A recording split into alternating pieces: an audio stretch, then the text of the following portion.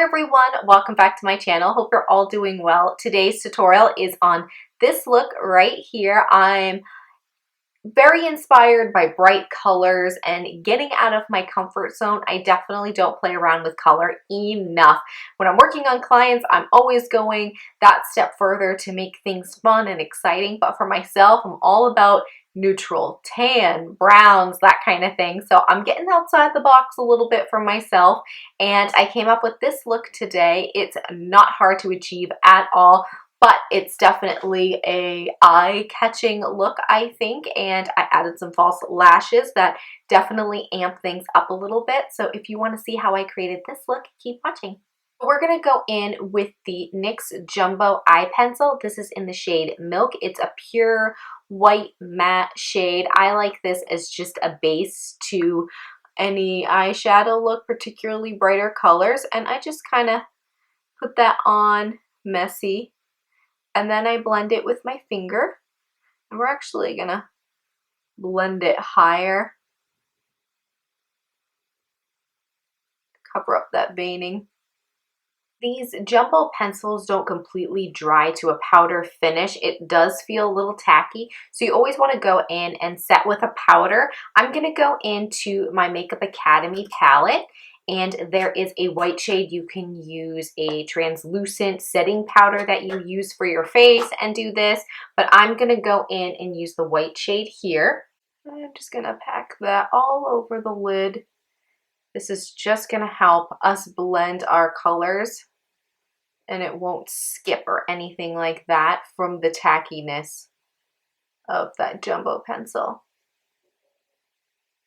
For our bright pop of purple, we're going to go in with a ColourPop product. This is the shade Dare. It's their Super Shock Shadows. The easiest way I find to apply ColourPop eyeshadows is to use your fingers. If you are going to use a brush, just make sure it is synthetic, because if it is a natural hair brush, it's just not going to work. So I'm just getting all that color on my finger and I'm just packing it on. Don't worry about precision because we're going to blend everything out. Okay, so things look a little crazy right now, but I swear they're going to come together. I'm going to go back to that Makeup Academy palette, and there is a purple shade in here that we're going to use to blend things out. It's right here. It's a little softer, and obviously this ColourPop one is metallic and kind of has an iridescence to it. And I'm just going to take that color and help blend things out a little bit.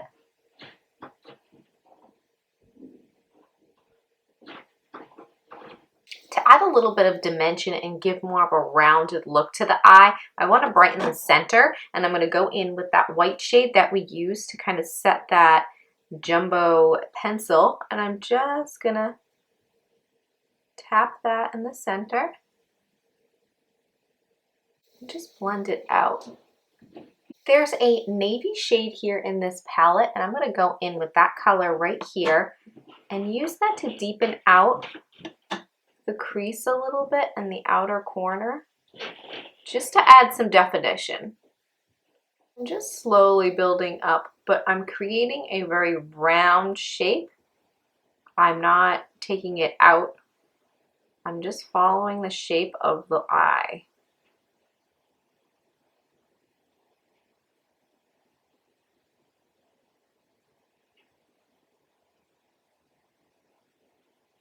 I do want to line slightly close to my lash line. I'm going to use my Jessie's Girl eyeliner in black, and we are going to go in with false lashes, so this is going to kind of set things up a little.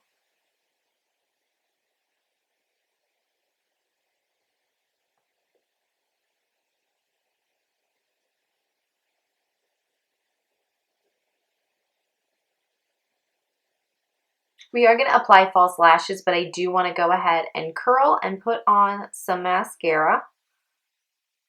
I'm also just going to quickly tightline before I put that mascara on. I'm using my Milani Kohl Kajal. And for mascara today, since we're doing false lashes, I'm just going to go in with my L'Oreal Volumious Carbon Black. going to start to move on to the base. I'm going to grab the L'Oreal Infallible Pro Matte, and this is in Classic Ivory, but a tad bit too light for me. So I'm going to grab my Cover FX Custom Color Drops in N40 and just put one drop. So I'm just going to apply some of that in the T-zone. I did prime earlier with the Nivea Post Shave Balm. I'm going to go in with a tiny little stipple brush.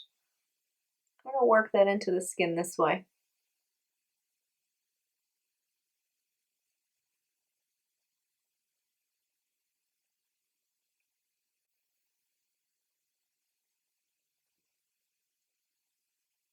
I'm going to be a little high maintenance today and use two concealers. I'm going in with both of my Maybelline Fit Me concealers. I went through my Maybelline Master Conceal, and I do like that concealer, but I was so excited to get these. These are probably my favorite drugstore concealers. I love this so much. So happy to get a brand fresh new tube. Love it. So the first one I'm going to go and conceal with is in the shade Light, and I'm just gonna take that in their corner. I'm very tired and I've had a very busy week, so I'm a little purple under here. So I don't want to go in with the lighter shade to brighten under the eye until I start to correct a little bit. A couple areas that I'm a little red, just little markings, little hyperpigmentation.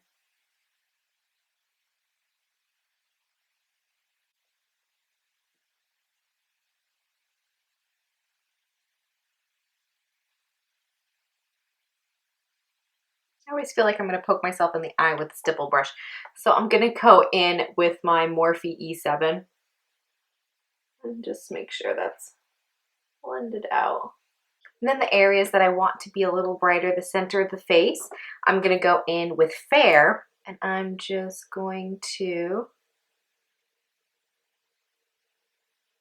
take a little bit right here.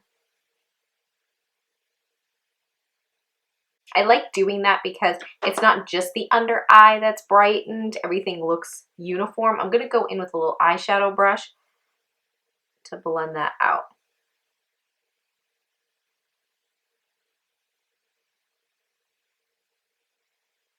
I'm taking my time to make sure the skin looks very perfected because I'm doing such a bright eye. If you have discoloration or the skin's not as even, the eyes are going to start to look a little off. So I always want to make sure to take my time with my base when going in with such a bold shade. I do need to set that, so I'm going to go in with the Hourglass Ambient Lighting Powder in Ethereal Light.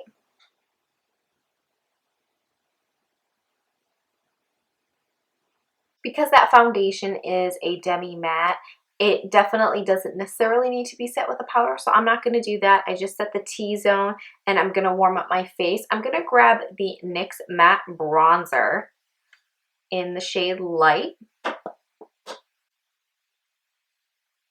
just warming up the face. Because the eyes are so bright, going to keep that blush as neutral as possible. So I'm going to go in with Expose from Tarte.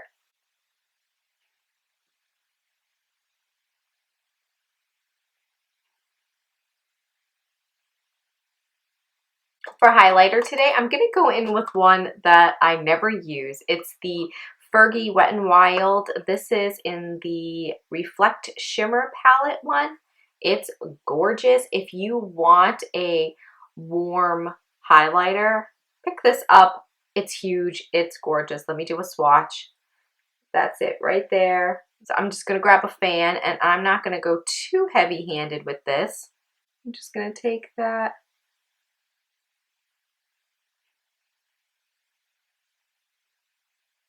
My brows are done. I already went in with the Brow Stylist Definer and the Brow Stylist Plumper from L'Oreal. I want to add a little bit of color on the bottom lash line, so I'm going to go back into the Makeup Academy palette, and I'm going to grab a definer brush, and I'm going to dip into that purple. I'm just going to go ahead and almost stamp it, just so when I slide back and forth, none of that fallout's going to come down on the face.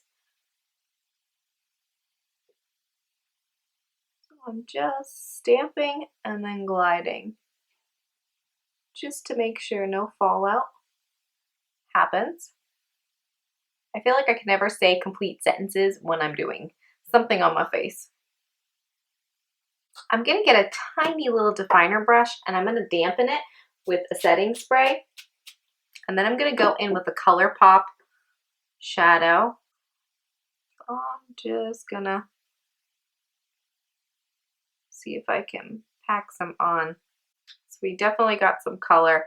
You just have to make sure to dampen your brush.